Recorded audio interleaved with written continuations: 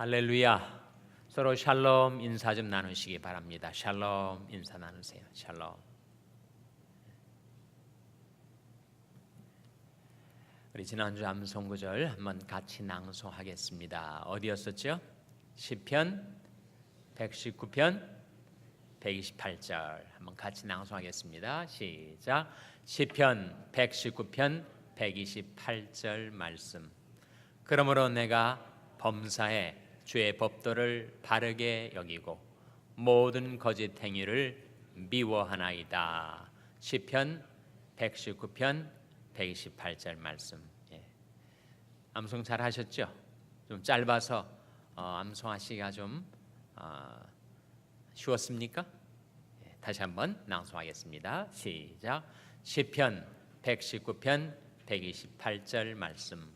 그러므로 내가 범사에 주의 법도를 바르게 여기고 모든 거짓 행위를 미워하나이다. 시편 119편 128절 말씀. 아멘. 잘 하셨습니다. 자, 오늘 몇 가지 한번 보시기 바랍니다. 우리 교재 몇 과지요? 7과입니다. 7과. 제목이 뭡니까? 소그룹 커뮤니케이션입니다. 소그룹 커뮤니케이션. 커뮤니케이션이란 말이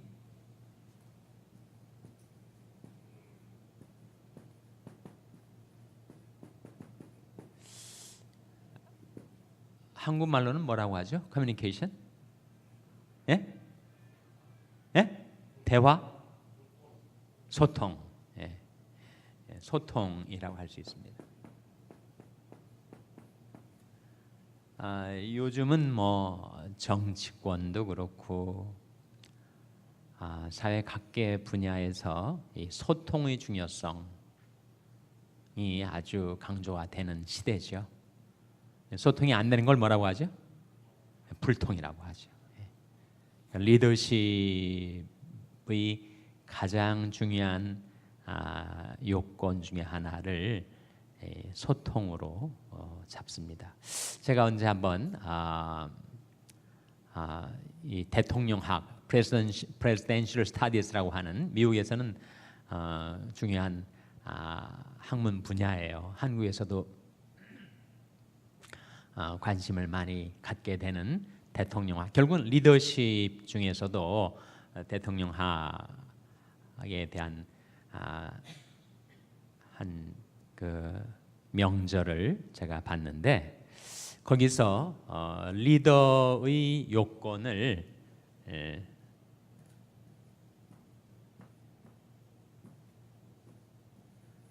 이렇게 6가지로 보더라고요. 6가지. 팝세. P는 Public Communicator라는 겁니다.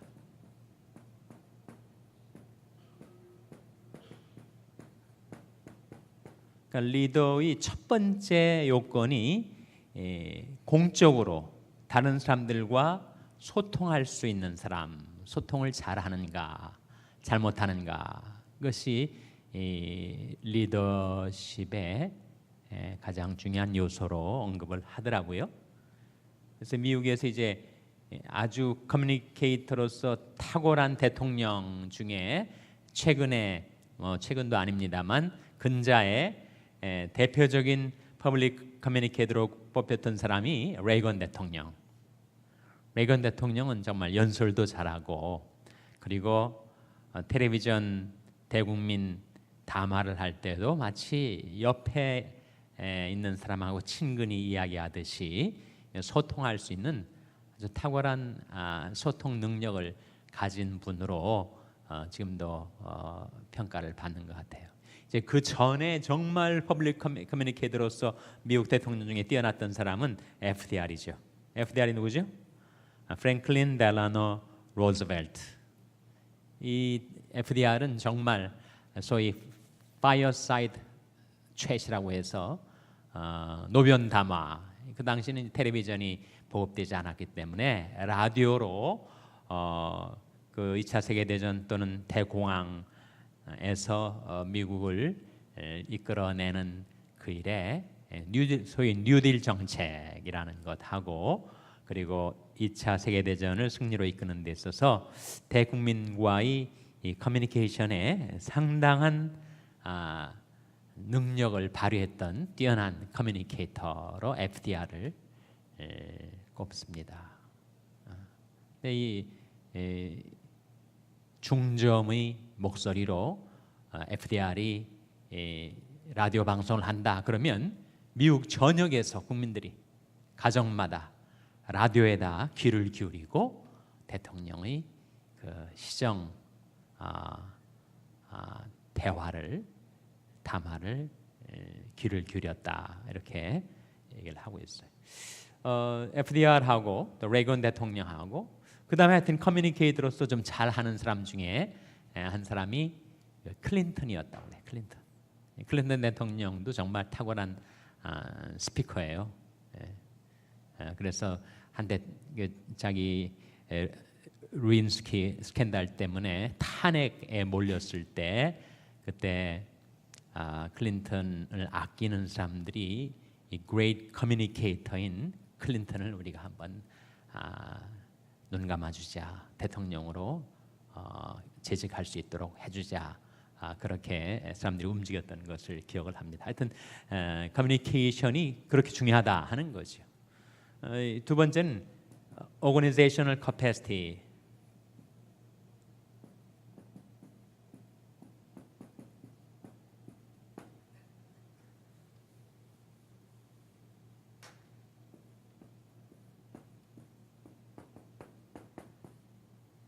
조직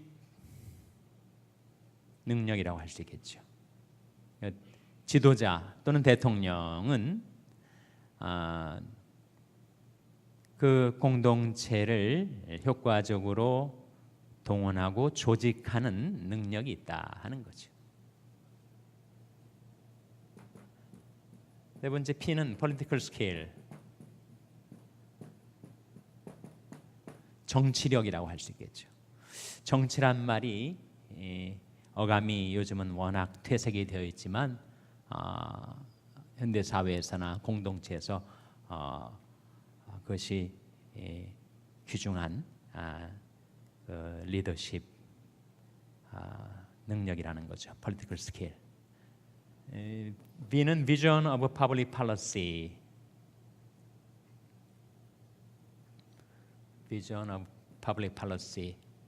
공공 정책에 대한 비전이 있어야 된다는 거죠. 자기가 그 한 나라를 어떤 방향으로 끌고 갈 것인지에 대한 그 정책에 대한 비전이 필요하다 하는 거죠.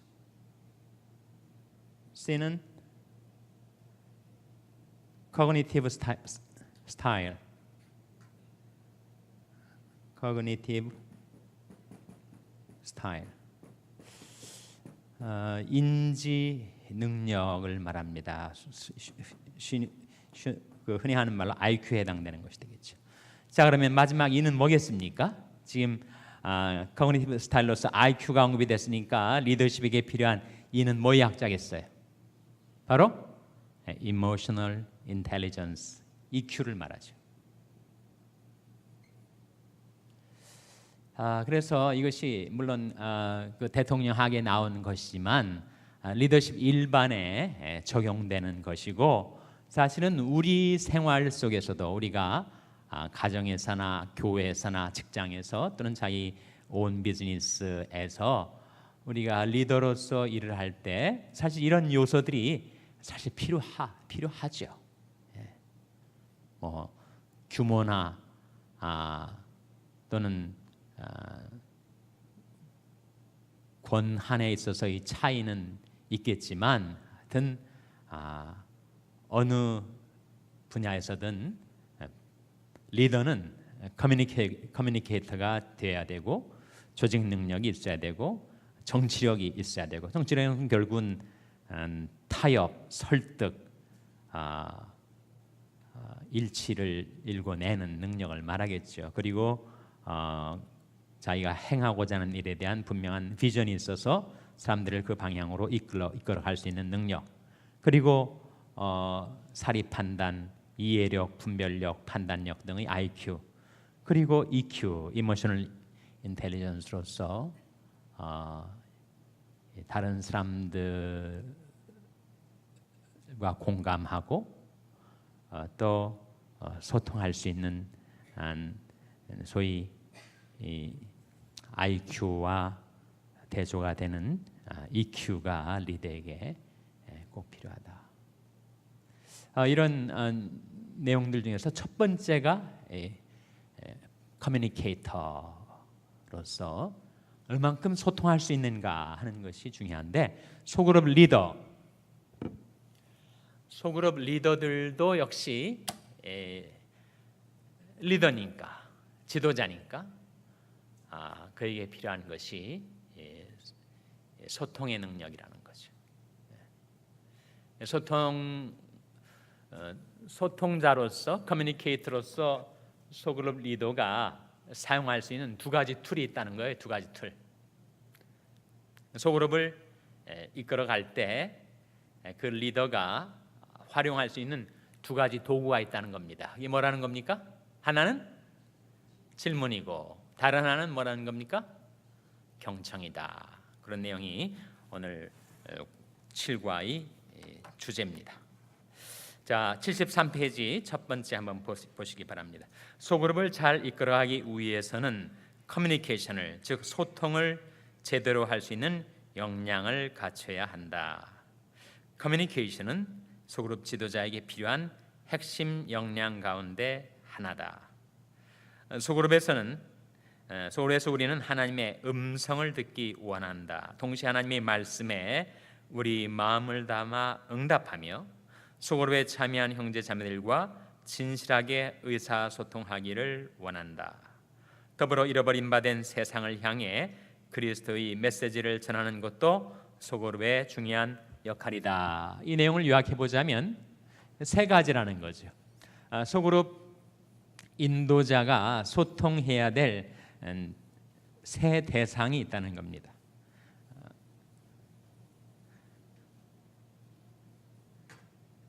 첫 번째는 물론 주님이죠. 주님과의 소통.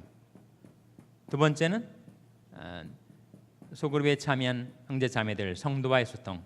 그 다음에는 세상과의 소통. 크게 세 소통을 우리는 하고 있다 하는 거예요. 그래서 물론 사람들이 모여서 소그룹을 하지만 구역 성경 공부를 연상을 해보세요.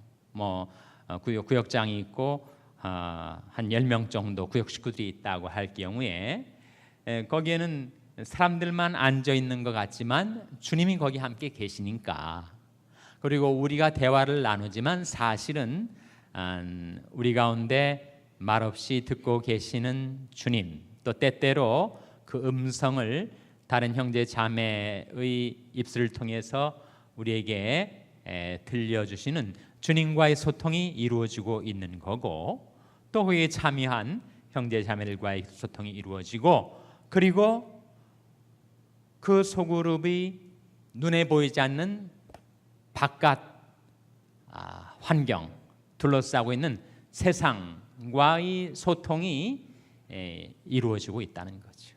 그 소그룹에서 정말 놀라운 역사를 체험하면 거기서 은혜를 받고 세상을 향하여 우리가 소통할 수 있게 되는 것이니, 우리가 의식을 하든 의식을 하지 못하든 소그룹 세팅에서 이런 세 대상과의 소통이 이루어지고 있는 것이다 하는 거죠.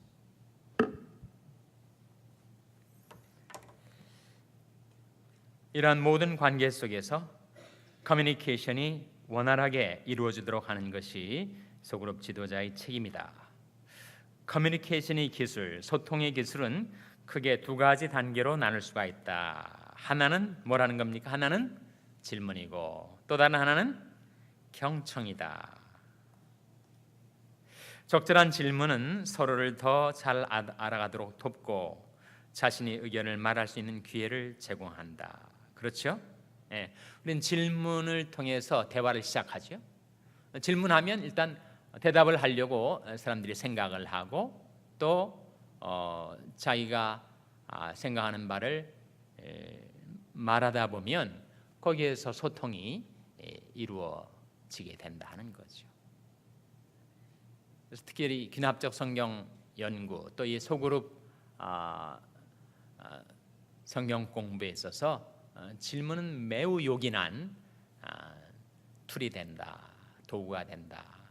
질문을 통해서 대화를 시작하기도 하고 대화를 이어가기도 하고 대화를 하는 상대방을 이해하게도 되고 저렇게 말하는 거 보니까 저 사람은 저런 생각을 품고 사는 사람이구나, 저런 감정 저렇게 느끼며 살아가는 것이구나. 그래서 그 질문이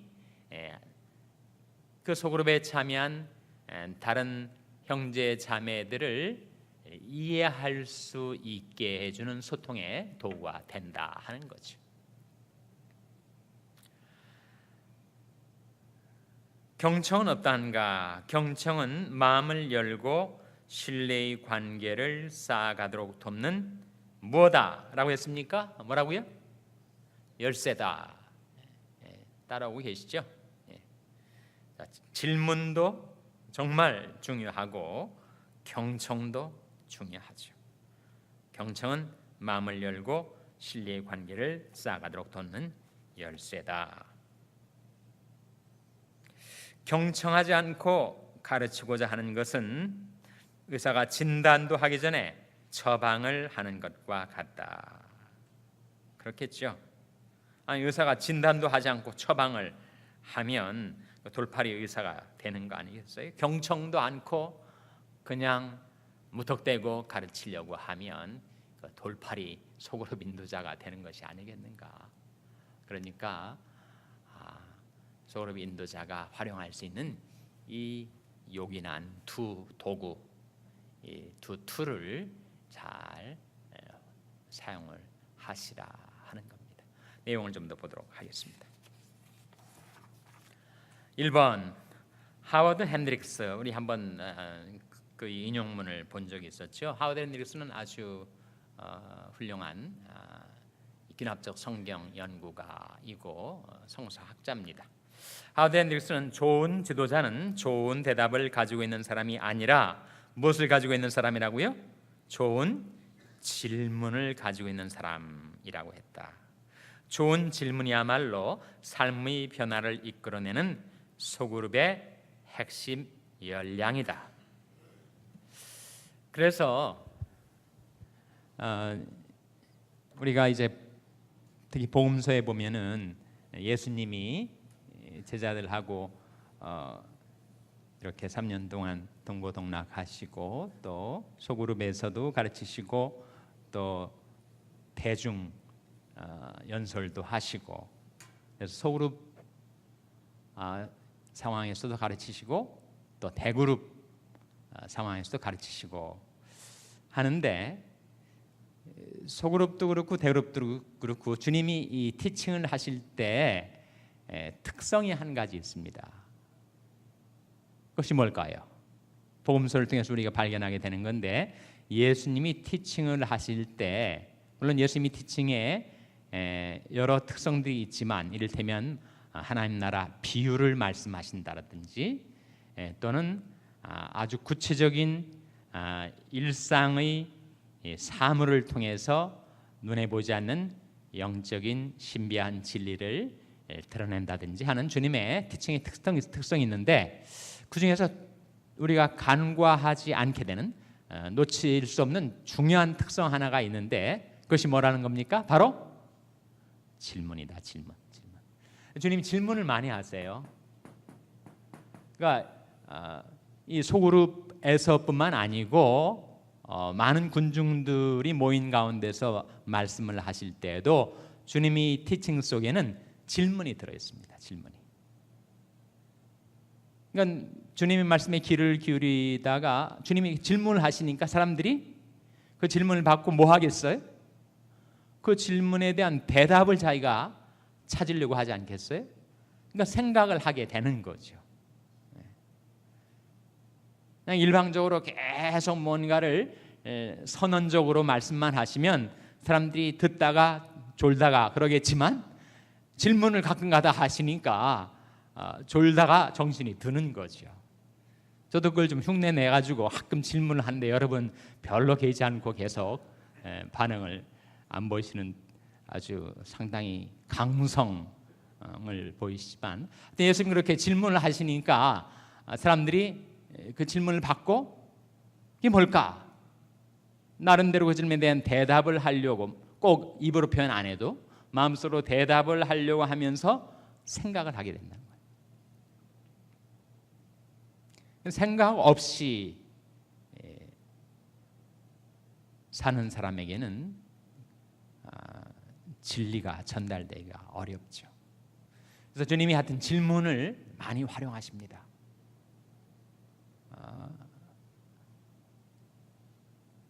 그런데 이제 사실은 이 티칭과 관련해서 소위 소크라테스라는 인물도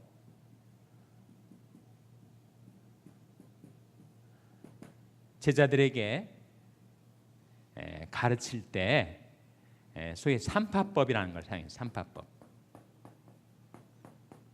삼파라는 건 말 그대로 아기를 낳게 도와주는 미드와이프라고 하죠. 삼파. 그래서 결국 삼파법의 요체는 질문입니다. 질문. 소크라테스도 자기가 이미 깨닫고 있는 철학적인 진리를 강론하고 일방적으로 이것은 이것이다, 이것은 이것이다 라고 정언적으로 계속 일방통행에 강의만 한 게 아니고 제자들이 계속 질문을 해야 되는 거예요. 질문을 하니까 질문을 받은 제자들이 이것을 듣고 그게 무엇일까 생각을 하게 되고 대답을 찾게 만들었다는 거죠.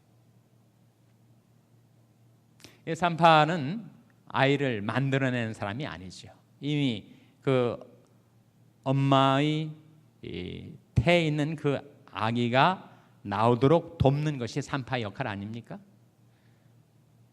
그런 것처럼 삼파법의 기본 전제는 뭐냐면 사람들마다 그 진리에 이르는 답을 이미 자기가 잉태하고 있다는 거예요. 그럼 스승은 뭘 하는 사람이냐? 이미 그 안에 있는 대답을 낳을 수 있도록 출산할 수 있도록 돕는 미드와이프, 산파와 같은 역할을 하는 것이다. 그래서 삼파법은 질문을 많이 사용하고 결국은 대화법이라고 할 수 있습니다.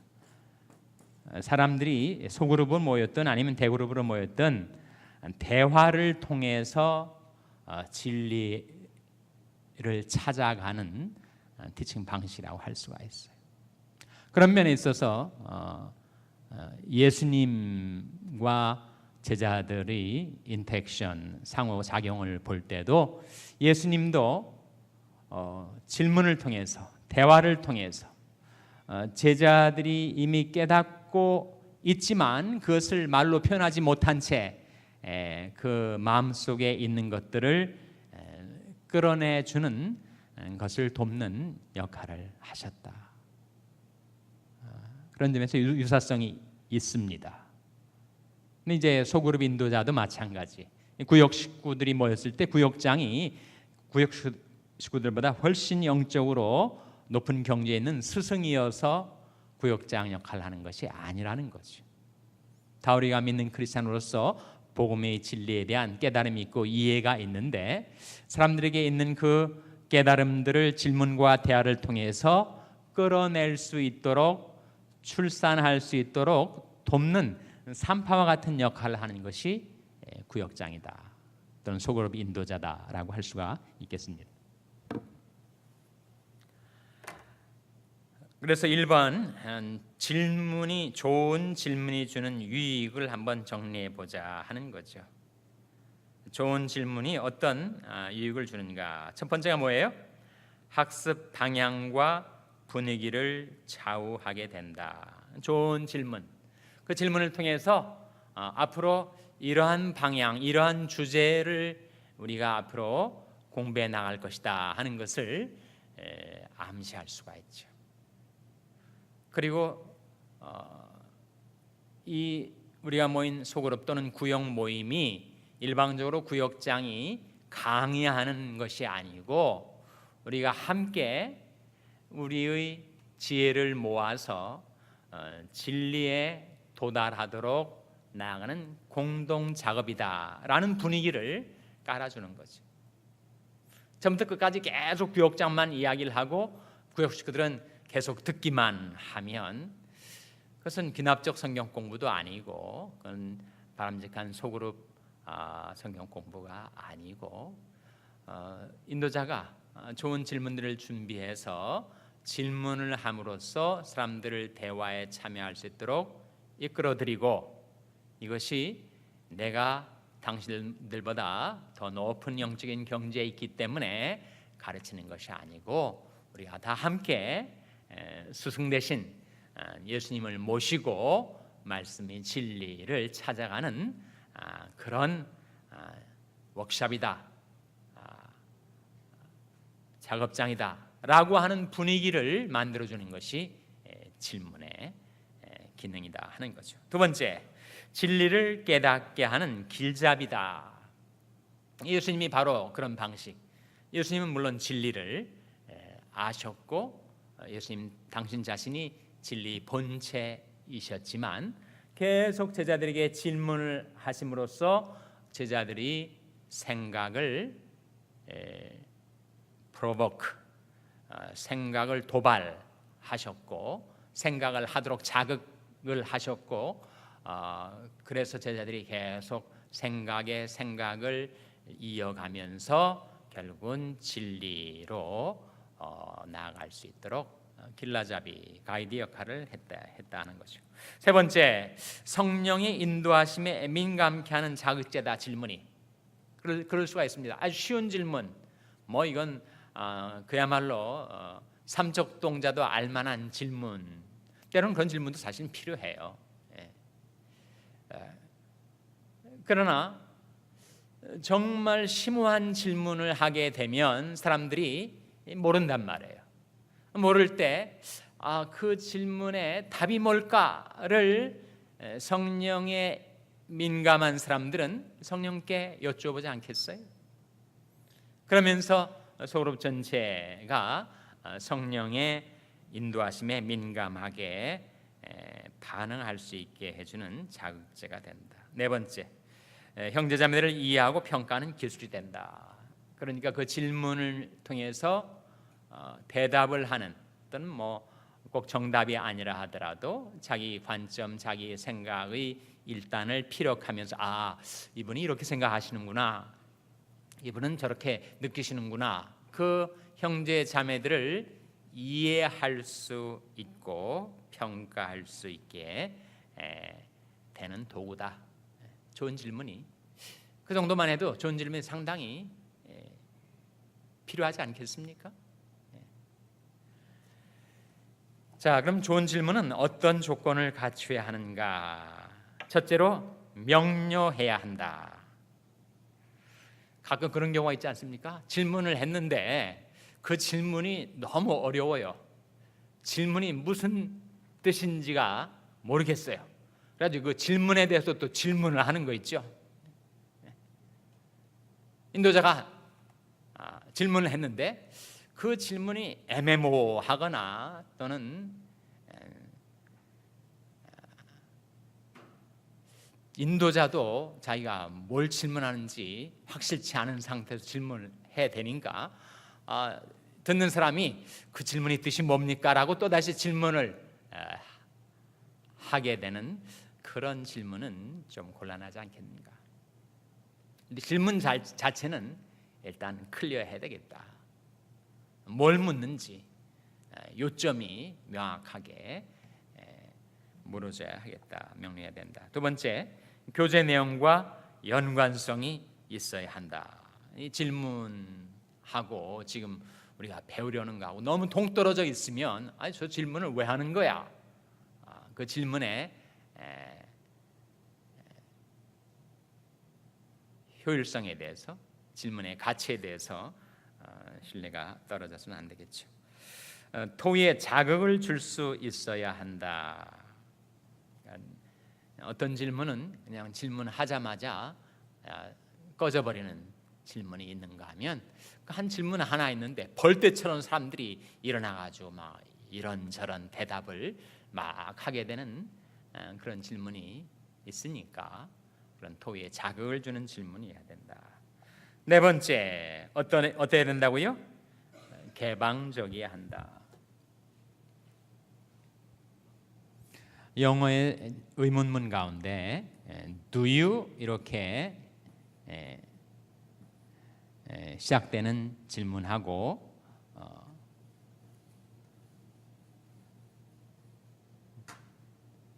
WH로 시작되는 질문하고 소위 의문사로 시작되는 질문하고 who든지 what, where, when, why 등등의 이렇게 의문사로 시작되는 질문하고 자 1번하고 2번 중에서 어느 것이 개방적인 질문이에요? 어느 것이? 예? 어느 게 가장 개방적인 질문입니까? 1번이죠. 1번. Do you 이렇게 물으면 yes, no, yes 아니면 no로 끝나버린단 말이죠. 그러나 who, what, when, where 이렇게 되면은 이것은 의문사로 시작되는 질문이기 때문에 그 질문에 대한 대답을 찾아가는 과정에 사람들이 자기의 나름대로의 대답을 할 수 있게 된다는 거죠. 그러니까 아주 너무 간단하게 끝나버리거나 또는 폐쇄적인 질문이 아니라 개방적인 질문을 할 수 있어야 한다. 3번 생략하고 4번 넘어가겠습니다. 77페이지 4번. 질문을 하는 목적이 단순히 좋은 토론을 이끌어내기 위해서만은 아니다. 질문의 궁극적인 목적은 뭐라는 겁니까? 사람들로 하여금 변화를 경험하도록 돕기 위한 것이다. 그러니까 질문이 단순히 우리 지성의 호기심을 충족하는 것을 넘어서서 변화를 체험할 수 있도록 돕기 위한 것이니까 상당히 그 질문의 가치, 질문의 유용성에 깊이가 있다는 거죠. 삶의 변화를 이끌어내는 질문을 하기 위해서 소그룹에서 사용 가능한 다양한 질문 방법에 익숙해질 필요가 있다. 다음에 열거된 다양한 질문의 예를 살펴보라. 그러니까 질문 중에서 질문이 다 똑같은 성격의 질문은 아니고 질문이 뭐 여기에 지금 개방적이냐 폐쇄적이냐 하는 질문의 종류가 있는 것처럼 질문도 좀 다양한 용도로 질문이 쓰여질 수가 있는데 첫 번째, 시작을 돕는 질문. 구역장하고 구역수들이 모여서 구역공과를 시작할 때 구역장이 지난 주간에 특별한 은혜를 받은 분이 계십니까? 이렇게 물으면 사람들이 자기가 뭐 기도응답을 받았다든지 어떤 어려움 속에서 문제가 해결되었다든지 이런저런 자기 일상생활 속의 이야기들을 해 나갈 수가 있겠죠.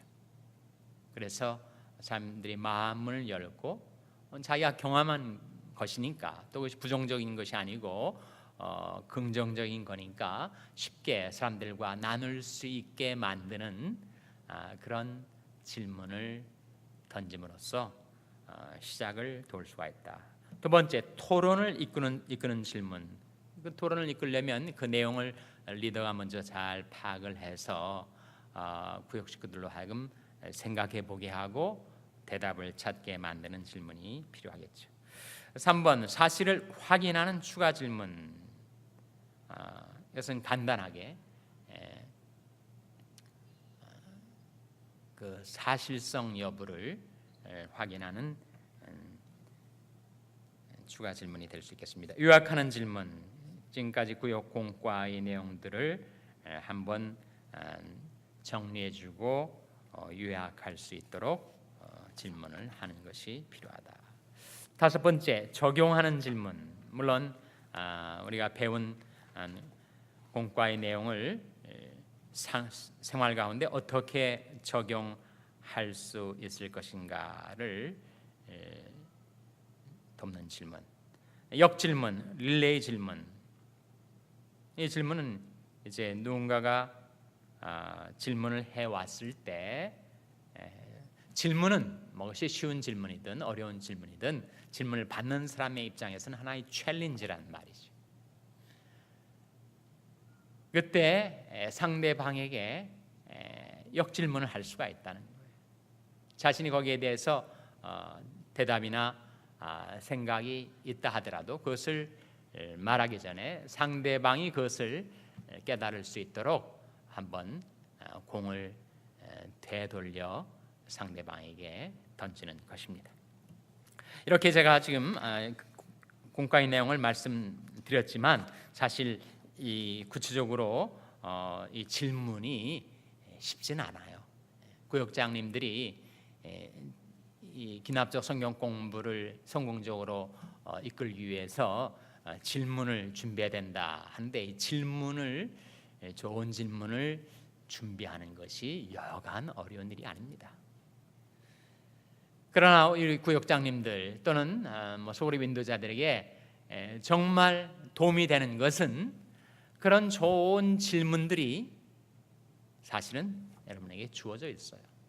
구역 공과를 한번 생각해 보세요. 매달 우리가 구역 공과를 하는데 항상 거기에 몇 가지 질문이 나오죠? 9가지 질문이 나옵니다. 관찰의 세 질문, 해석의 세 질문, 적용의 세 질문.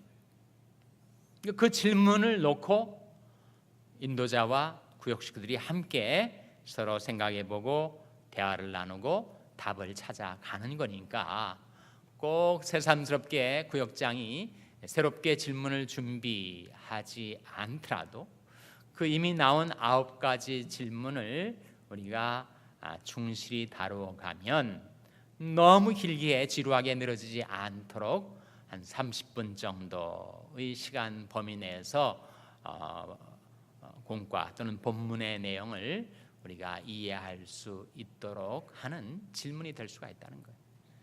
물론 소그룹을 인도하는 과정에서 기술적인 테크니컬한 그런 소소한 질문들도 필요하겠지만 그것은 구역장님들이 경험에 의해서 자연스럽게 터득을 해 나가시게 될 거고 중요한 질문들은 이미 다 주어져 있습니다. 그거 활용하세요. 그래서 만일 그렇지 않고 구역장이 그 모든 내용들을 마치 강의하는 사람이 준비하듯이 준비를 해서 일방적으로 전달한다면 대단히 준비 부담도 클 뿐만 아니라 학습의 효과성도 떨어지고 말 거예요. 그러나 이미 질문이 나와 있으니까 그 질문 한 가지 한 가지를 다루면서 서로 대화를 해 나갈 수 있습니다. 5번 지금까지가 질문이고 이제 5번 경청에 들어가겠습니다.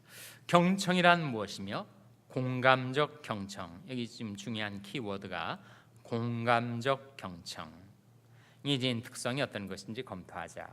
존 파웰은 진정한 경청을 다음과 같이 정의한다. 진정한 경청은 언어의 이면을 꿰뚫어 언어 속에 숨은 뜻을 이해하고 그 언어를 통해 자신을 드러내는 상대방을 발견하는 것이다. 상당히 도움이 되는 말을 지금 하고 있습니다. 우리가 소그룹 성경 공부든 아니면 모든 소통에 있어서 소통의 매개체는 바로 언어입니다. 언어. 그런데 경청은 언어 속에 담겨진 의미를 파악해 가는 것이고 그것은 언어 속에 담겨져 있는 의미를 파악하는 것을 더 넘어서서 그것은 그 언어를 사용하는 상대방을 이해하고 공감하는 과정이다. 그러니까 경청이 얼마나 중요한지 경청을 통해서 결국은 상대방의 인격, 상대방의 신앙, 상대방의 존재를 우리가 이해하고 공감할 수 있도록까지 하는 것이 경청의 목표라면 경청은 매우 중요한 거죠. 경청은 정말 어렵습니다. 79페이지 3번에 보시면 경청에는 5단계가 있다고 한다. 다음 도표를 보면서 경청의 단계를 정리해보라. 1번 맨 밑에 무시함, 안 듣는 거죠. 무시함. 두 번째, 경청을 뭐 한다고요? 가장함. 듣는 척 하면서 자기 생각은 딴 데가 있는 거예요. 남편들이 아내들한테 혼나는 대목이 바로 경청을 가장하는 거예요. 이건 뭐 저희 애를 일반화해서 미안합니다만 하여튼 경청하는 것 같으면서 자기 생각은 딴 데 가 있는 거. 두 번째 단계. 세 번째 단계가 뭐예요? 선택적 경청. 듣기 좋은 것만 경청하고 나머지는 계속해서 다 걸러내는 거죠. 그것도 상당한 실력 아닙니까? 네 번째, 주의 깊은 경청. 그러나 우리가 지향하는 경청의 목표는 공감적 경청이다 하는 거죠.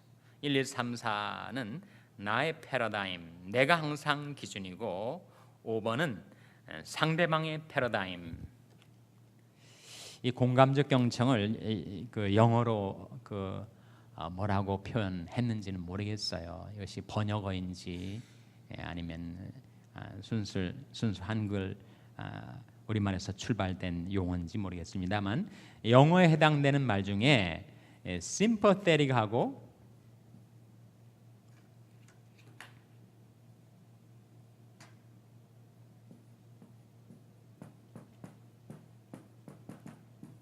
empathetic이란 말이 있죠.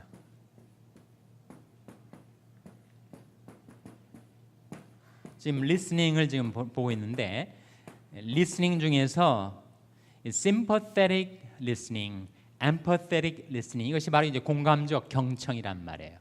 근데 이 둘 중에는 뭐가 더 이상적인 경청이냐 이거라 하는 거죠. 이 sim이란 말은 이 path란 말은 경험을 말합니다. sim이란 말은 together 함께. 그러니까 상대방이 겪고 있는 것을 함께 느끼면서 듣는 것이 sympathetic listening이라면 empathetic의 M은 인을 말합니다.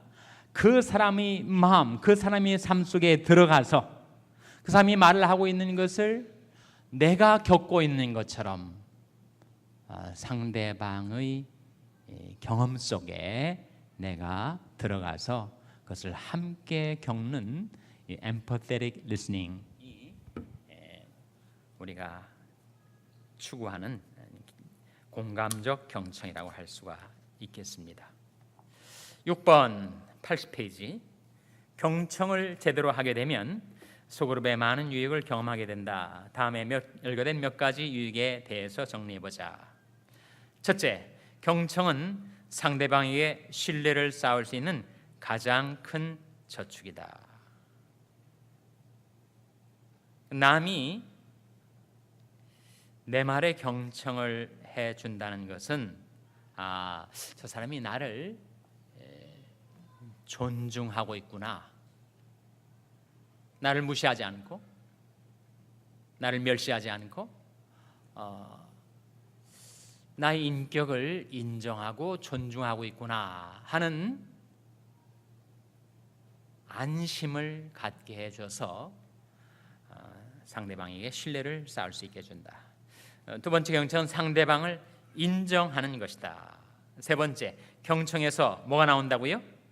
좋은 질문이 나온다.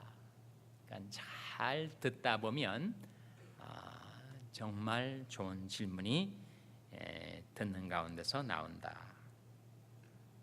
7번, 좋은 경청자가 되는 몇 가지 방법에 대해서 정리해보라.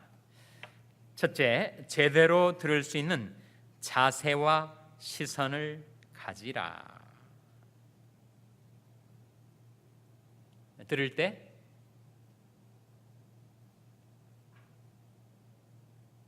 이렇게 듣는 거 하고 이렇게 듣는 거 하고 좀 다르지 않겠습니까? 자세가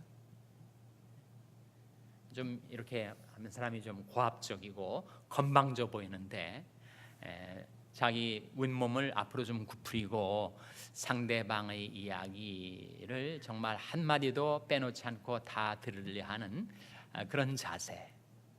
우리 한국 사람들은 참 이 면에 있어서 부족하지만 말하는 상대방의 시선을, 눈을 응시하는 것. 우리는 옛날에 어른들 눈 마주 바라보지 못했습니다. 버릇없는 놈이라고 어디 어르신이 말씀하시는 걸 눈을 똑바로 해가지고 쳐다보느냐고 혼났단 말이에요. 미국에서는 눈을 맞추지 않고 눈을 숙이거나 감거나 다른 데를 눈알을 굴리면 이 사람이 속이려고 한다 이렇게 생각한다는 거예요. 문화의 차이인데 그렇게 차이가 나는 거예요. 경청을 할 때 자세와 시선이 중요하다. 두 번째, 귀로만 듣는 것이 아니고 눈으로 마음으로 귀를 통해 들으라. 거기에 지금 이 커뮤니케이션 학자들이 하는 말이라고 그래요. 사람의 커뮤니케이션에 있어서 말이 하는 기능 역할은 7%밖에 안 되고 어조나 감정이 한 40%.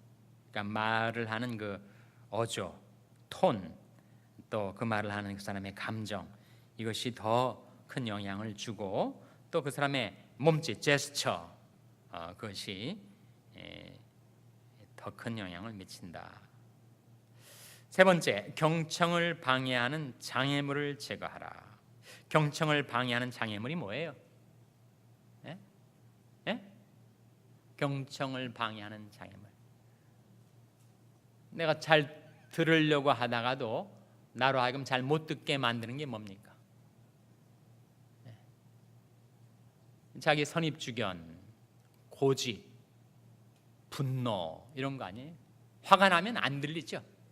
상대방이 아무리 무슨 말을 해도 마음속에 분노가 가득 차 있으면 하나도 들리질 않습니다. 의문 나는 부분은 질문하라. 섣불리 판단하지 않도록 하라. 격려하라. 경청을 할 때 기억해야 될 몇 가지 요소들을 말하고 있습니다. 8번, 경청한다는 것은 매우 힘든, 뭐라고요? 매우 힘든 노동이다. 우리는 말하는 건 굉장히 어려운 것 같은데 듣는 것은 너무 쉬운 것으로 생각하는 경향이 있는데 그렇지 않다는 거죠. 물론 passive listening도 있어서 전혀 수동적으로, 피동적으로 아무것도 하지 않고 그냥 듣는 자세만 갖추는 리스닝도 있지만 그 경청은 듣는 가운데서 자기 지성으로, 감성으로, 영성으로 많은 작업을 치열하게 하고 있는 과정이다. 그것이 바람직한 경청이다 하는 거죠. 9번, 경청과 질문에서 가장 중요한 것은 기술이 아니다. 우리는 테크닉을 먼저 생각하기가 쉽지만 그 정도가 아니라는 거죠. 경청과 질문에서 가장 중요한 것은 그럼 뭐라는 겁니까? 상대방을 이해하고 사랑하는 마음이다. 정말 맞는 말 같지 않습니까? 상대방을 이해하고 사랑하는 마음이 경청에 있어서 가장 중요한 요건이라고 할 수가 있겠죠.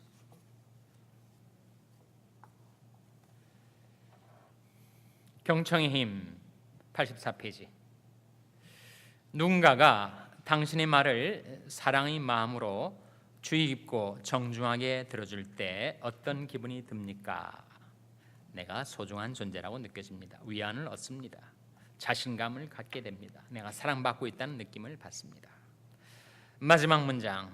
그러므로 듣는 것은 배우고 또 배우며 계속 발전시켜야 되는 일종의 기술뿐만 아니고 자세, 마음, 인격이다. 그렇게 말할 수가 있을 거예요. 사실은 우리가 살아온 문화, 우리가 교육받아온 방식이 사실 질문, 경청 다 어렵게 만들어 놓고 있습니다. 우리는 정말 일방적인 주입식 교육, 크래밍이라고 하죠. 그냥 막 머릿속에 막 꾸역꾸역 집어넣는 방식의 교육을 받아왔기 때문에 사실은 생경한 내용이지만 정말 맞는 말인 것 같습니다. 기납적 성경 공부가 성공적으로 이루어지기 위해서 우리가 활용할 수 있는 이 두 가지 툴, 질문과 경청이라는 것, 이 단순한 도구를 넘어서서 이것이 사람과 사람 사이의 소통에 있어서 얼마나 귀중한 것인가 하는 것을 우리가 한번 생각해 볼 만하죠. 다음 주 암송 구절은 잠언 18장 2절인데 암송하면서 이 말씀을 더 이해하시게 되겠지만 리스닝에 관련된 질문입니다. 잠언 18장 2절에 미련한 자는 명철을 기뻐하지 아니하고 자기 의사를 드러내기만 기뻐하느니라 하는 말씀이에요. 잠언 18장 3절도 역시 13절도 이 주제와 관련된 말씀인데 사연을 듣기 전에 대답하는 자는 미련하여 욕을 당하느니라. 잘 들으라. 한 가지 얘기만 하고 마치겠는데 빌 클린턴 말이에요. 지금 힐러리 클린턴이 민주당 대선 후보로 거의 확정이 되고 또 공화당 트럼프하고 결국 대선 결선을 벌이게 될 것 같은데 이 빌 클린턴이 하여튼 그의 재직 기간에 공과가 있었습니다. 공헌한 바도 있고 허물도 있었고 그러나 하여튼 그에 대한 평가로서 Great Communicator라고 하는 것이 있는데 말을 잘했죠. 그런데 클린턴이 힐러리 만나기 전에 좀 여자 관계가 복잡했어요. 여성 편력이 있었으니까. 그래서 누가 질문했다는 거예요. 당신은 어떻게 그렇게 여성들이 당신을 좋아하느냐? 연애의 기술이 뭐냐? 이렇게 물은 거지 결국은. 그때 클린턴이 대답이 걸작입니다. 그렇게 대답했다는 거예요. I listen. 그렇게 대답을 했다는 겁니다. 나는 듣는다는 거예요. 여자들이 말하면 자기는 잘 듣는데요. 그럼 여자들이 자기를 좋아하게 된다는 겁니다. 경청에 있어서 우리가 많이 부족한데 여러분 우리가 한 리더로서 성숙해 가는 이 커뮤니케이션, 소통의 능력을 위해서 얼마나 잘 듣고 또 질문하고 할 수 있을지. 그것이 결국은 이것이 단순한 테크닉을 배우는 것이 아니라 축도 가운데 있지 않습니까? 축도, 우리 주 예수 그리스도의 은혜와 아버지 하나님의 사랑과 그 다음에 성령의 무엇이죠? 성령의 교통하심이 너희 우리와 함께 있을지어다. 이 교통이 소통과 같은 내용입니다. 그러니까 한 인격과 인격 간에 막힌 것이 열리고 한 인격과 인격 속에 진정한 교통, 사귐, 교제, 교유, 교통을 번역을 하면서 펠로시라도 번역을 하지만 커뮤니언이라고도 번역을 합니다. 커뮤니언, 진정한 공감과 교유가 이루어지는 그런 사귐을 말하는데 결국은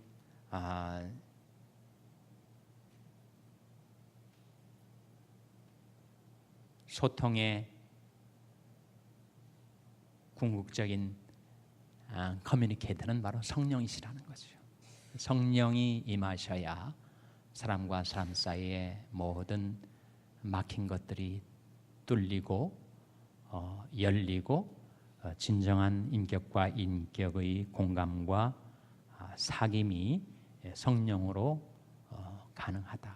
결국 그 목표를 향해서 나아가는 과정 가운데 우리가 이러한 내용들을 오늘 공부하는 것입니다. 다음 주 암송 구절은 잠언 18장 2절입니다. 잠언. 기도하시겠습니다. 하나님 아버지, 오늘 공과를 통해서 저희들이 소그룹 인도자로 어떻게 하면 다른 형제 자매들과 진정한 소통을 할 수 있는지를 저희들이 생각해 보았습니다. 너무나도 부족한 저희들 성령으로 도우셔서 성령 안에서의 교통과 사귐, 성령 안에서의 진정한 소통이 저희들 가운데 이루어질 수 있게 도와주시옵소서. 모든 것 감사드리며 예수님의 이름으로 기도하옵나이다.